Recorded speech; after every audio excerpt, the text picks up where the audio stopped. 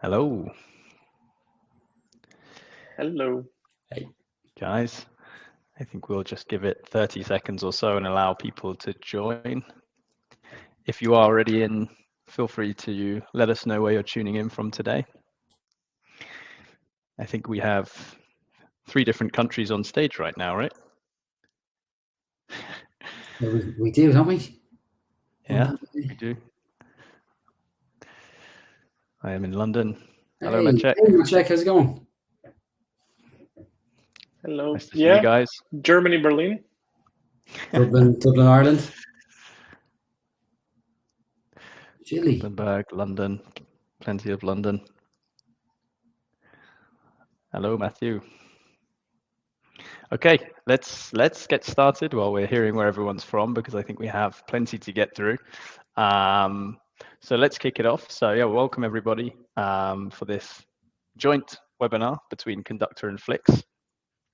A few house rules: if you haven't used Livestorm before, you can engage with us by reacting via the icons that you'll see at the bottom of your screen.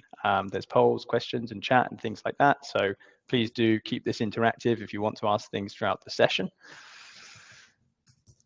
Moving on to today, so who do we have in the webinar? So I'm James, I'm Director of Product at Conduktor, and I am very happy to be joined by both Lorcan and Taras today. So guys, I'll let you both introduce yourselves. Hi everybody, Lorcan Cook is my name. I work as a customer success engineer at Conduktor, which is really helping Conductor's customers get value from our products and making sure that they're using everything and getting the most functionality from them. And I've been helping FlixBus since they became a customer over a year ago. Hello, I'm Taras, and I'm representative of Happy Customer, basically. So there, yeah, sorry, some background noise. Yeah, and basically I'm working on the Kafka and the data platform in general. I'm staff data engineer at FlixBus. Yeah, a couple of more words a little bit later in presentation. Nice to see you all, that you're spending your time learning something new. Yep.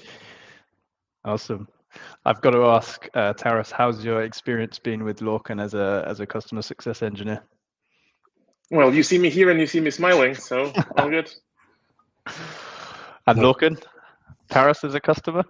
Yeah, he's been great. Very knowledgeable, very happy to help, very opinionated on features, but happy to hear our feedback on where we're going as well. So also can't complain.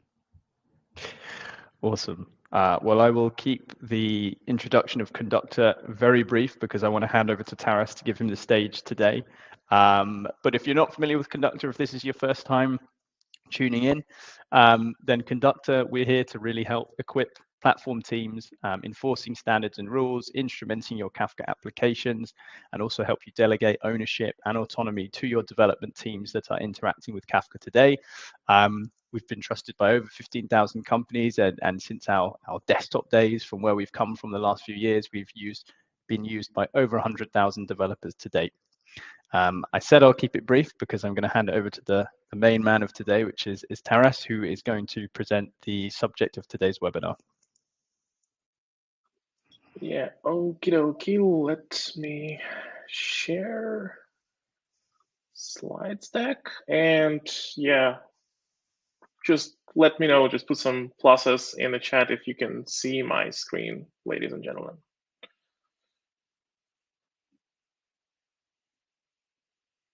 Okay, Good awesome. to me. Yeah, looks good. Yeah, so today we're gonna briefly look through what we have done so far in terms of Kafka-based platform for many, many teams. Actually, nowadays there is even more. 50 is a very nice round number. But at first, couple of words about the Flix in general in numbers. So who we are, what we're doing. So we are #1 passenger transportation in terms of buses in European Union and North America. And in the top, you can see some brands. So yeah, in North America, we have acquired Greyhound some time ago. Now it's all the big Flix family nowadays. Yeah, we also have trains in some countries, but yeah, we are very proud of the fact that we're, let's say, very, very, very big and yeah, successful bus transportation all over the world. We are operating in 42 countries nowadays. We have recently launched in India. It was so recent that, I don't even have yet the updated picture with the green, shape of India here. But we're super proud of it. It just started in February. Very excited about the new part of our journey there.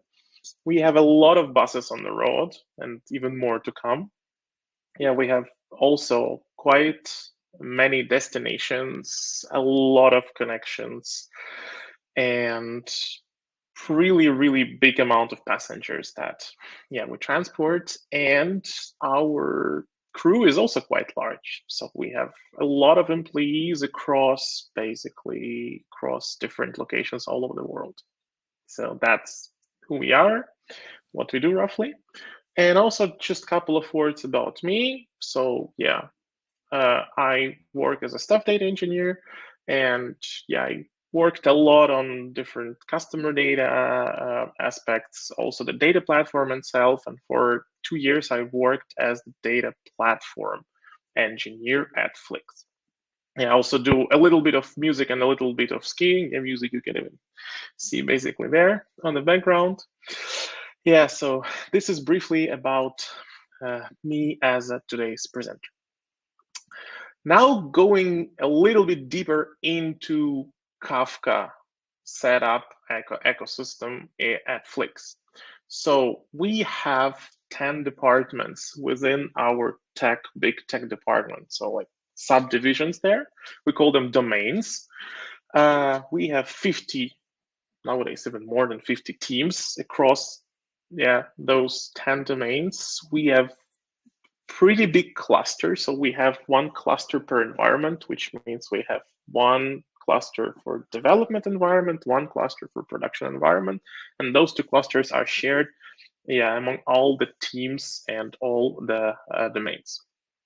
We have, because of the number of topics, quite large number of partitions as well, because Kafka and it's a primary basically unit, so to say, is the partition. And the topics are also interesting number there. And what we observe over 5 years of using Kafka is that there are two main scenarios, how it is used by different teams, by different product engineering teams.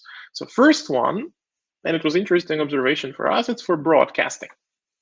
So a lot of teams use that as the way to broadcast the information messages in a streaming way with multiple consumers. And Kafka is brilliant with that. So this is really nice and easy and good scenario for that. And the second one, of course, is the large volumes of data. So when you have something like user activity, clickstream, and other type of data, which basically has a large volumes and also comes in the real time. So this is basically something that we observe over several years of usage, and the numbers as well.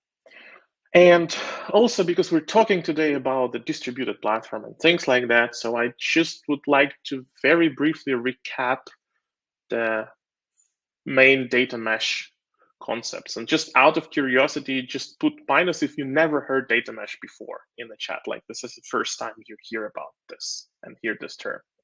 If there are anyone for whom this is a brand new topic. Okay, seems like we have good news, I think. Yeah. Okay. Okay, maybe one or two. Okay, we have Luke. No worries, we won't do some super complex things here. So I have good news for you. I'll get you covered with at least the 4 main fundamental things. So the first one is the domain ownership of the data. So in this paradigm, saying that the owner of the actual data set, the actual information, is the team or domain who actually produces it. So that's why it's called domain ownership. So at least at the domain level, in our case, it's even more extreme, it's a team level. So that team, that domain is responsible for the data itself. The second one is data as a product, which is conceptually very straightforward. It says that you treat your data set in a very similar way to your software product. So it has a certain level of quality, it has a certain level of checks, monitoring, contract if you want, the ways how you can access it, documentation, etc., etc. Yeah, so a lot of familiarities. Yeah, as I say, service mesh. I would say they're overlapping, but there's also interesting and important differences. The principle number 3 there is so-called self-service, which means that because we need to scale that, so the data mesh makes sense when you have large organizations, multiple teams, multiple departments. And to be able to scale that efficiently, you need to have some sort of self-service, because otherwise your centralized team who managing the things there would be just get under more and more pressure, under more and more load. And self-service really removes that problem, because they're all, so to say, users of such platform can do a lot of things autonomously themselves. And number 4 is so-called federated governance, which means that, okay, I do have a distributed ownership. So I have multiple teams, multiple domains owning the data, how they document it and so on. But in the same time, there are also certain standards.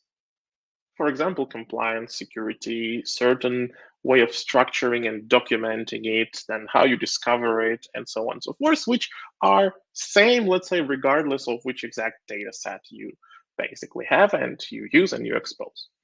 And in a nutshell, this is 4 main fundamentals. Of course, there are much more than this. I just tried to put it under 3 minutes.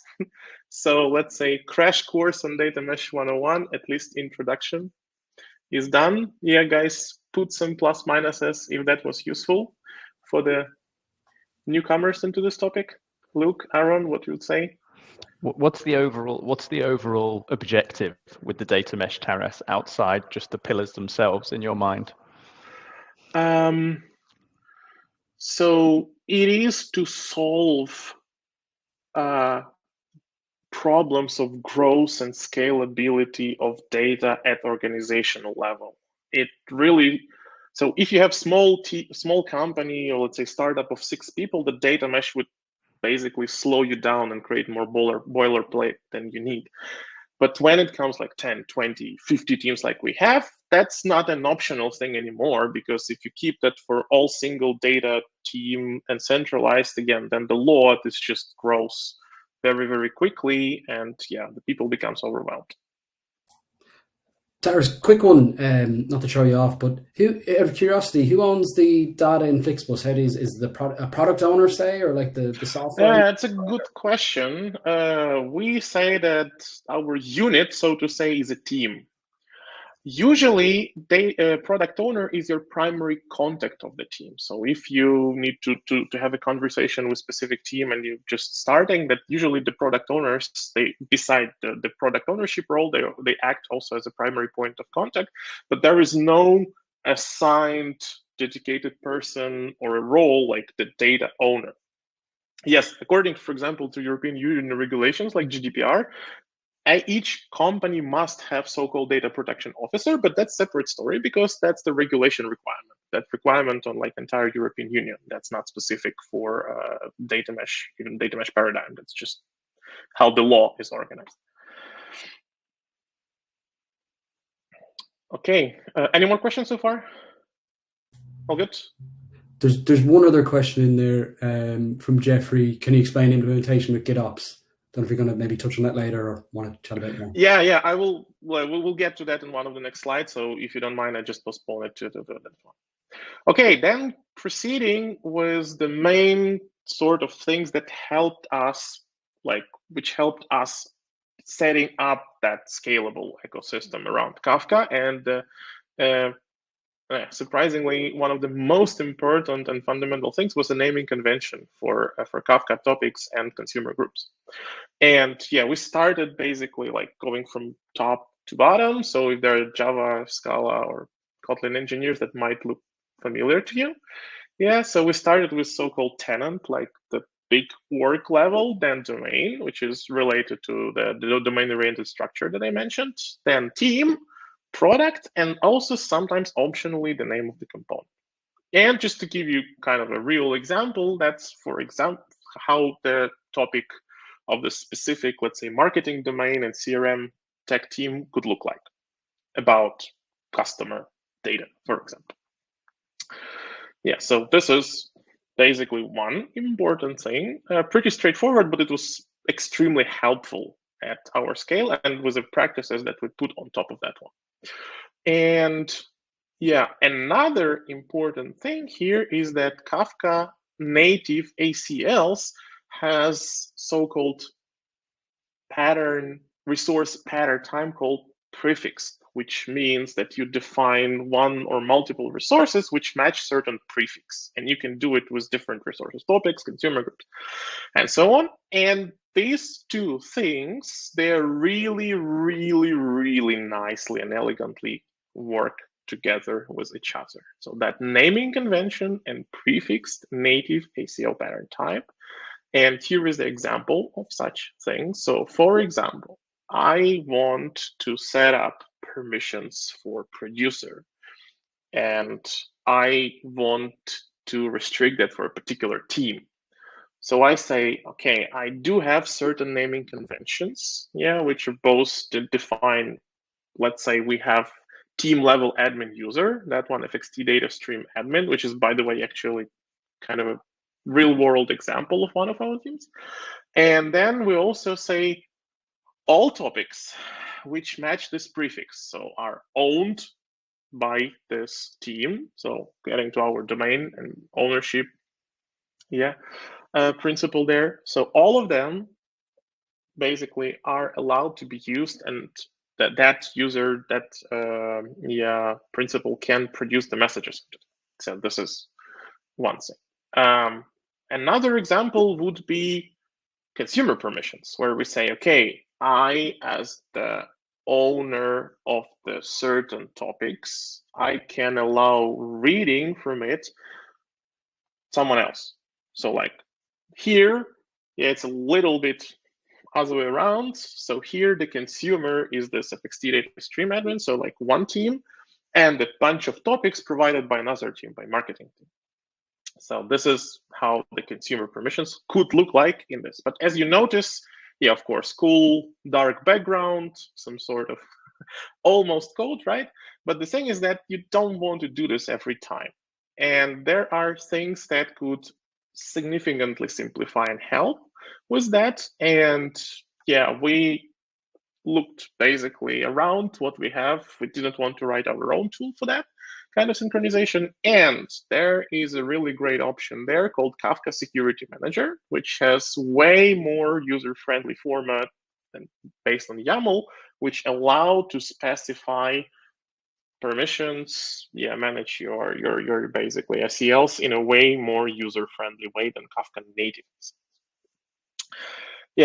Dave, I'll get to your question in one of the next slides. So stay tuned. Definitely, that's very, very, very, very good question, actually. Getting back to the Kafka Security Manager or KSM, there is just one thing about it. It is based around users.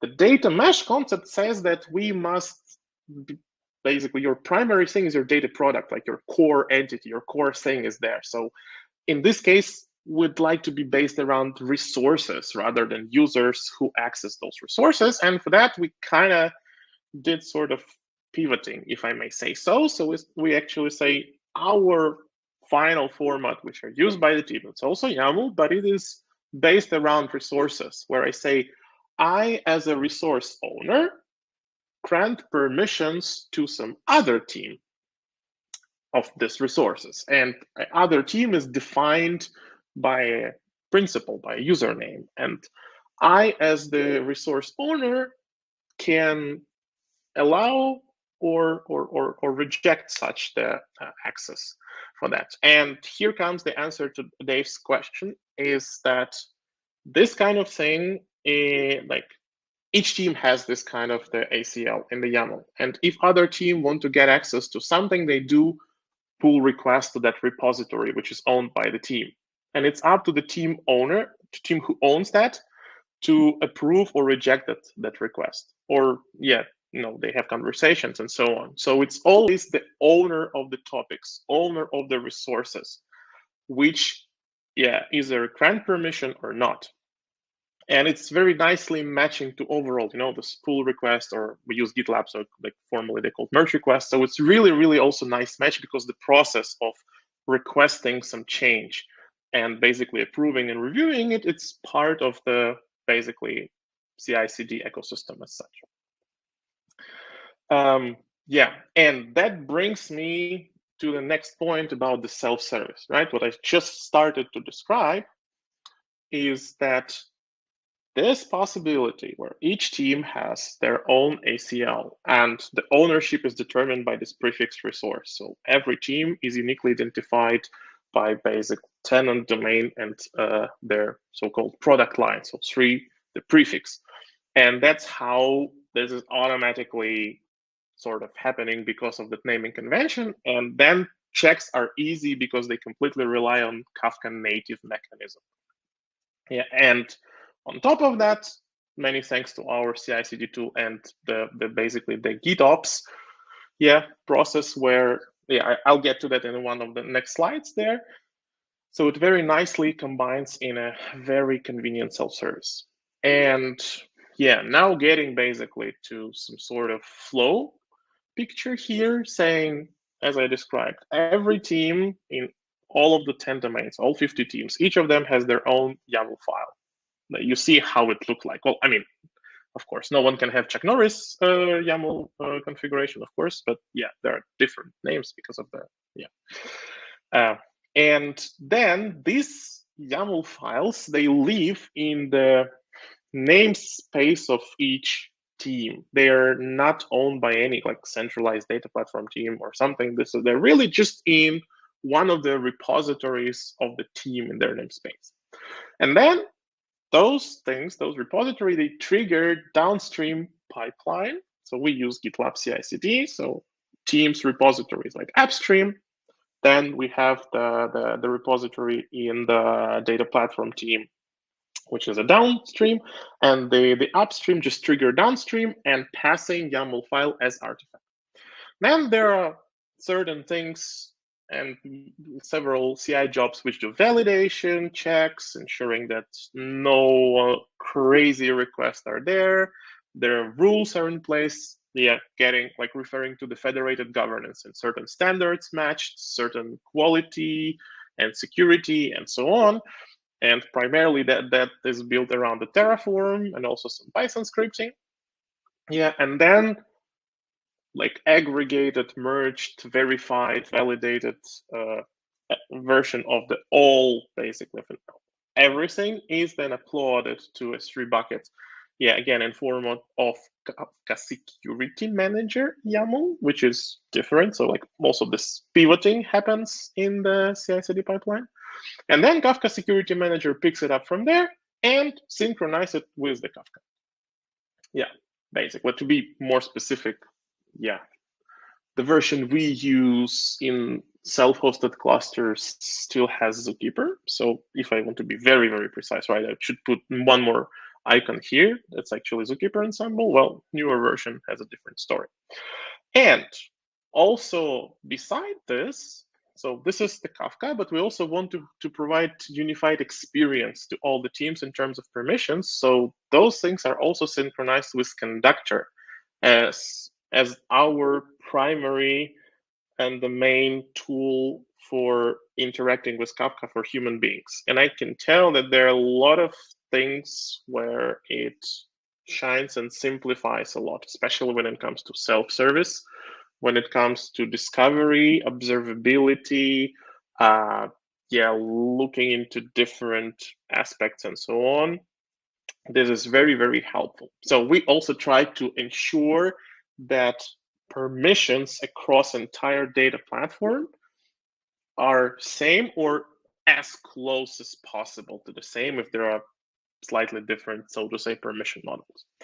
So this is how it looks like. And just to finalize answering question from one of our listeners. So this is in a nutshell what GitOps is. You have certain configuration management and your resource management in your version control system. In our case, it's Git and GitLab as a platform for that. Then we use infrastructure as a code tool, which is Terraform, also a bunch of custom Python scripts because we need to do custom things.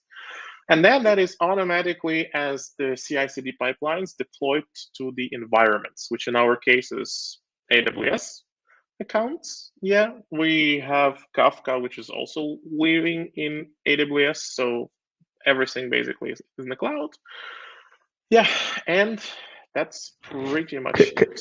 Can we zoom in on one section which you touched upon in there, Taras? So I'm particularly interested in the Terraform processes. You mentioned the validation against the governance policies. Is all of this automated, and what sort of checks are you doing there? Is there any human intervention? I wish I can say yes, but let's say majority of things. However, there are still manual things which happens not in that pipeline, but during this request approve process when the consumer request access to the topic. So there are still some manual things, especially when it has legal concerns. And this is one of the next steps that we want to basically have, because there are a bunch of tools called ROPA, request of processing activities. Yeah, we have them, but not let's say not 100% of things is automated yet. So this is for future webinars, let's say. If Chuck Norris was trying to if Chuck Norris was creating a request and it failed the validation policies, it's gonna be thrown back there towards the domain team. Yes. Okay. Yes. And so there is still some human intervention in regards to reviewing the PRs themselves. Yes. The beauty of upstream downstream is that if it's a normal process and if owner team approves permission access from the consumer team, everything else is automatic. So there is no manual activities from members of data platform team, right? So it's like us and then 50 other teams.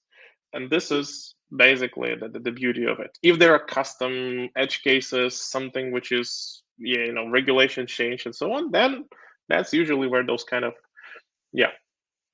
Okay. And just while we're on this screen, Jeffrey in the chat had asked, does this pipeline, this is just a permissions workflow. There's no resource creation, deploying topics. It's just about assigning accesses to existing resources.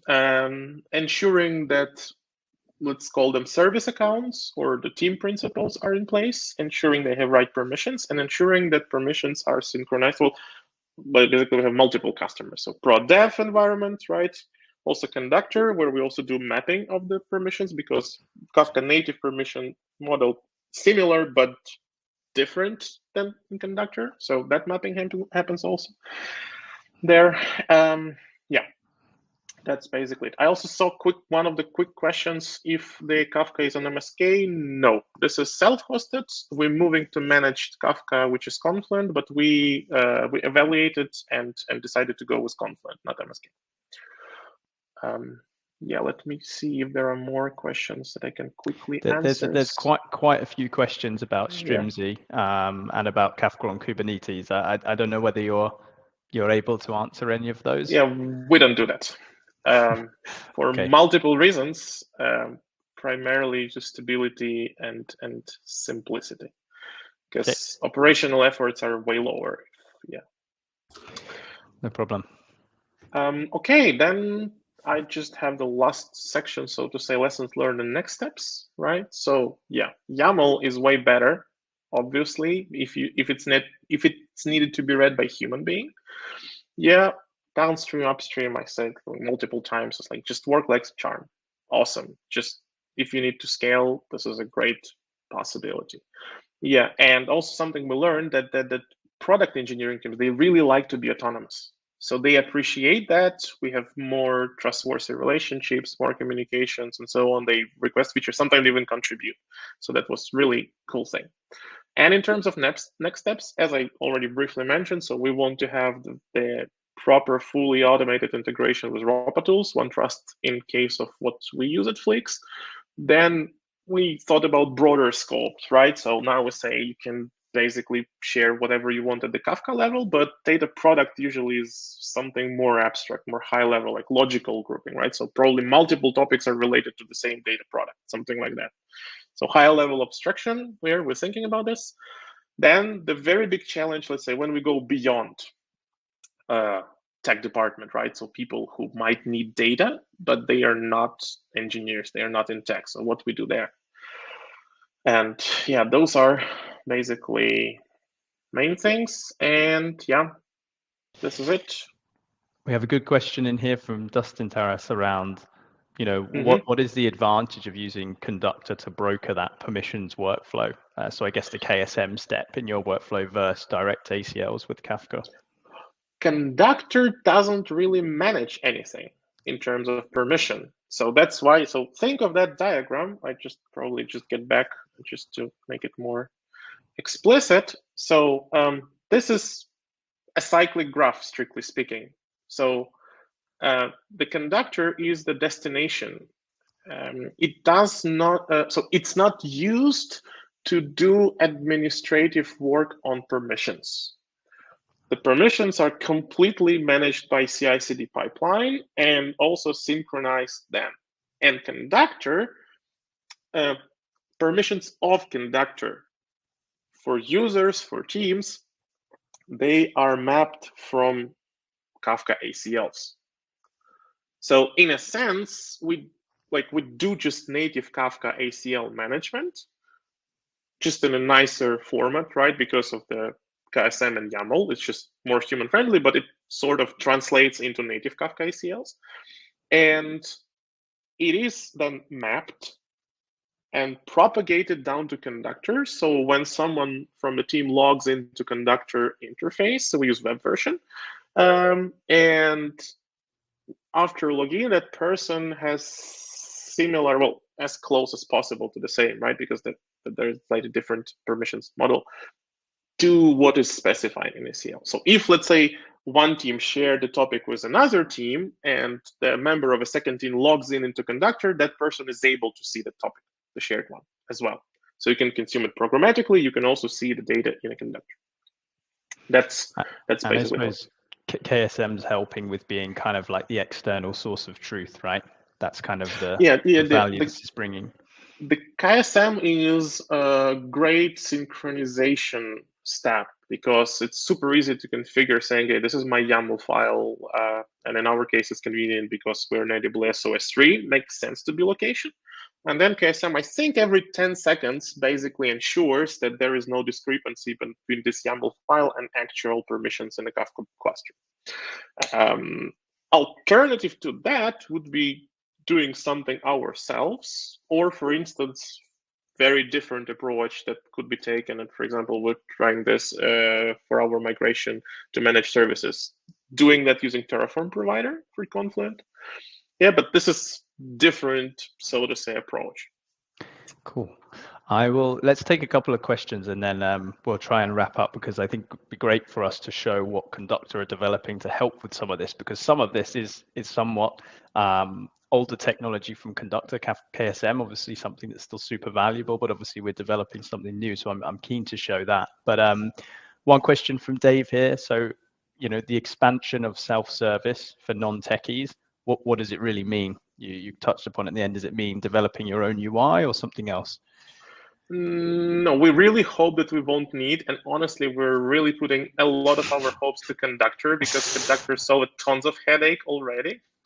So kudos to you guys. This is a really great thing. And for non-techies, so in our case, there are analysts who don't have engineering background.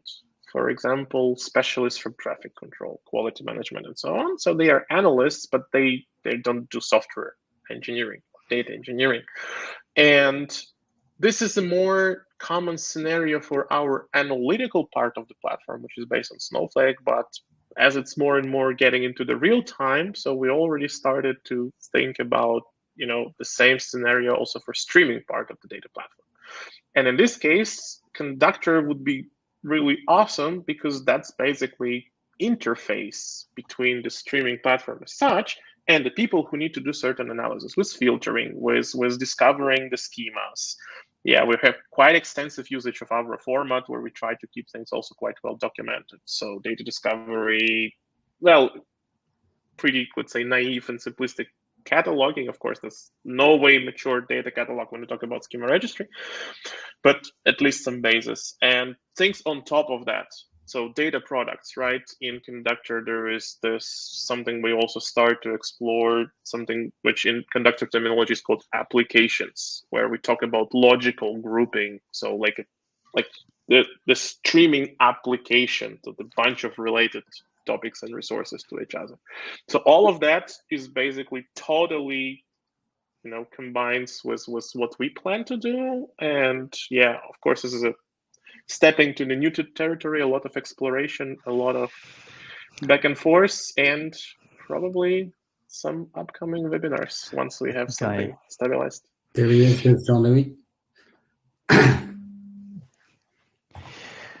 I think that notion of the application in Conduktor is how we see it's quite synonymous with the data as a product, entity. But we're talking about usually operational data, whereas data products often associated with the analytical data estate. But yeah, I think I'll get on to topic as a service. I can see there's a couple of questions actually in the chat as well in the direction that we're going with Conduktor and our self-service offering. But Jean-Louis, you've joined the stage, I'm assuming for good reason. Hello, Taras. Long time no see. Thank you for the return on experience. As a geek and very passionate about that, I would be curious to know, when you started this journey, you were already feeling somehow the pain of making things manual, and you put the right things in place. And I know you are doing it on other technologies, but when you looked at the ecosystem and you decided to build this, what were the criteria you were looking for such automation pipeline? What were the capabilities that you were looking for that decided you to say, let me build my own? So our main criteria was scalability. We were just having so much work, it's start to be out of hand. And there was way below 50 teams. I think somewhere around 30, 25-ish, 30-ish, something. So that was the thing. So how we can design something which is scalable, and also this is the experience and sort of part of, let's say, engineering culture at Flix about the autonomy. So our sort of internal motto is like, you build it, you run it, you own it, which means to the reasonable extent, we want to make all product engineering teams autonomous. And this was like two main driving forces. Of course, you need to match certain standards and certain quality, compliance, and so on. So yeah, regulations is not an optional thing for us as an international company. We really take it very, very seriously, all the safety, security, and compliance things. And being in 42 countries, you can imagine we have a lot of fun with this. So with this in mind, and also we're very, very big fans of infrastructure and the code and those kind of approach where you don't have any magical manual things in the head of senior engineers who work for 10 years in the company. Yeah, so with that was kind of driving things. And we also try to keep it pragmatic. I honestly think that the laziness is a good quality. So if I, as an engineer, cannot build something myself, but reuse some great tool or product which is already there, I should do that and focus on my task. And this is like another sort of principle that we used here when designing this. That leads me to the second question. So you decided that there was nothing available around. You decided to do a custom build solution composed by a lot of components. Can you guesstimate roughly how long it took to build you like this process and tweak it and find it, like in terms of scale of effort? Was it a one-day task, 1 week, 2 months? I would say it was roughly half a year. We started somewhere around May 2021 and finished in the autumn the same year. Yeah, something like that. So roughly half a year switching fully to this approach. The main part was the design, like how we actually put the permissions when we took, okay, KSM format, how we do the pivoting, how we then combine the upstream, downstream, ensuring there are no like sort of hacks and things like that it works smoothly, and so on. And also back in the days, we have not, we just have self-hosted things. So we did not have, we had like long-term plans to move to managed clusters, but that was not some kind of urgent task. And last question before giving back the mic to James. So now you have all this process in place and it's working. What is difficult? What is not working? Do you have like, I speak a lot with customers that build custom solution or are trying or planning to build it, and they don't know what kind of problem. So what kind of, from your experience, were the learnings and the learnings from you, but also from the project? Because I think one of the biggest complaints I hear every day when I ask and probe customers is like, everybody have their own Git repo. Everybody is kind of contained. But at the end of the day, one struggle that we created by doing that is how do we encourage discoverability? Exactly. So you have a plan. So we started with a pretty simple thing. We say everyone can read all the schemas from schema registry. The 75 approximately percentage of topics in production cluster are using Avro. So it's schema, then it's very useful and easy, and everyone can see the schemas because there is no harm in seeing schema of the data. You don't have actual values, right? So if there is a topic with, for example, emails or phone numbers or credit cards, you just know that this data is there, but you don't see the actual data. You just know that it's a schema for the topic. So that's the thing. Now, again, many thanks to Conduktor fine-grained permission model, we can do it even better. We can say people can list the topics, but they don't necessarily have access to see messages, records in that topic, which is another cool thing, because then it improves even that. So we're also in the transition of that thing. This is like data discoverability and cataloging is a huge room for improvement. Let me put it that way, because we're in an online webinar, right? And the complementary to that, of course, is compliance and regulations, which is basically for a reason I already described. It's never just one single big solution to all 42 countries and silver bullet. You need to do this tweaking. And unfortunately, a lot of those things, especially because they are highly related to legal aspects, they're really hard to automate. Something where it's more mature, like European Union or, for example, California CCPA, right? Like those documents are there for a while. They are already quite known. There are even tools who start to support it on a nice level, but still a lot of moving parts. So I would say those two.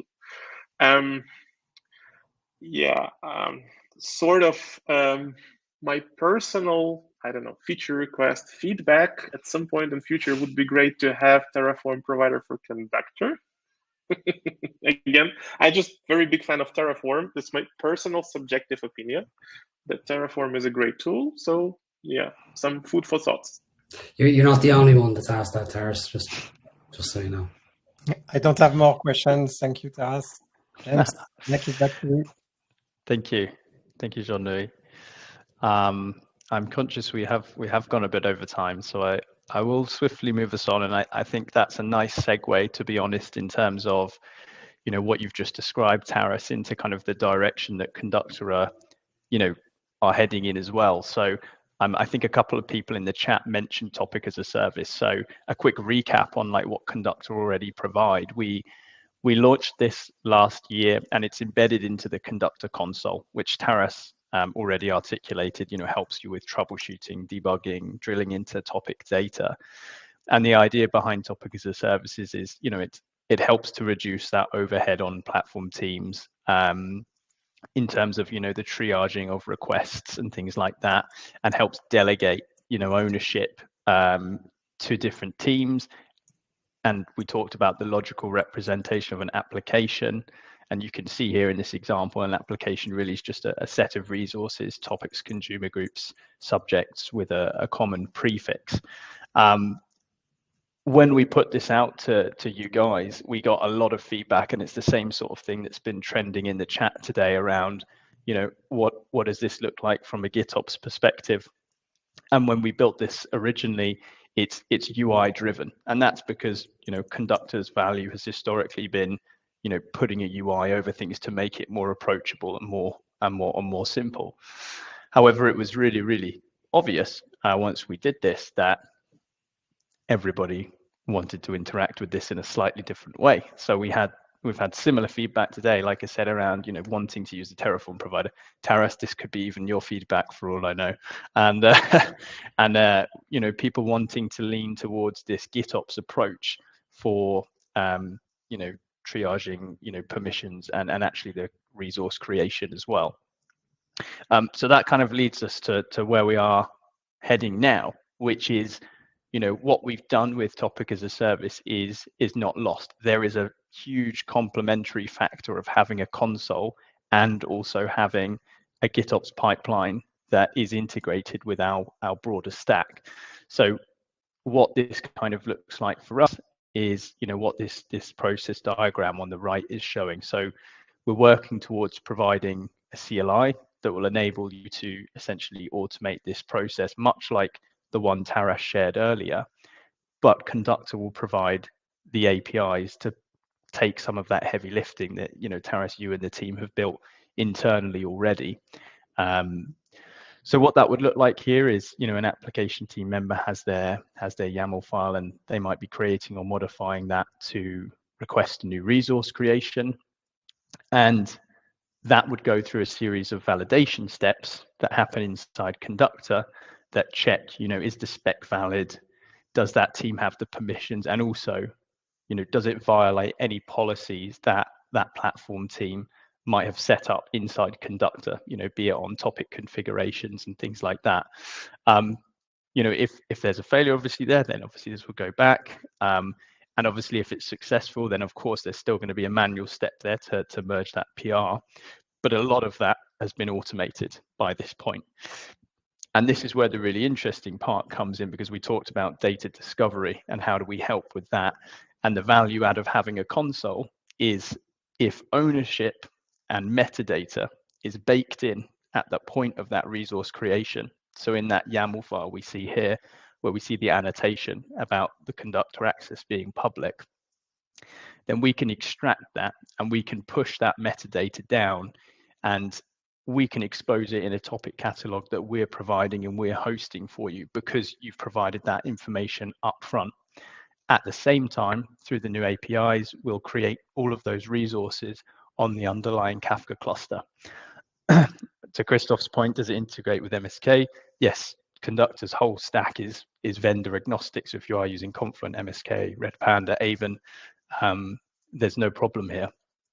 And so this is the direction we're heading. So this will complement what we already have with Topic as a Service. So you'll be able to have a look at those logical representations of applications there, but all of your processes will be happening as part of the GitOps pipeline, which is the way people generally want to work, as Taras has articulated today. Feel free to add anything, guys, if I've missed anything. But perhaps while we're wrapping up, I'll just leave on a kind of call to action here. So, if this was an interesting subject today from Taras and what he's achieved internally, and you want to understand how Conduktor can help enable this self-service motion and open up the discovery of data through the data catalog, then feel free to get in touch. Obviously, this is the direction we're heading. We're committed to helping build a better collaboration between those platform teams and the application developers.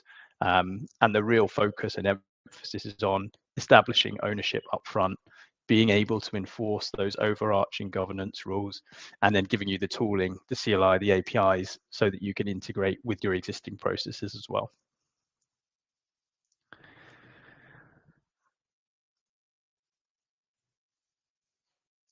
And I believe we've already done one Q&A, so I think we will probably leave it as that, unless there's anything else. It doesn't look like there's anything else in the chat. So if not, I will just say a huge thank you to Taras. It was absolutely awesome to have you on. and share your story. And we really look forward to continuing to work with you.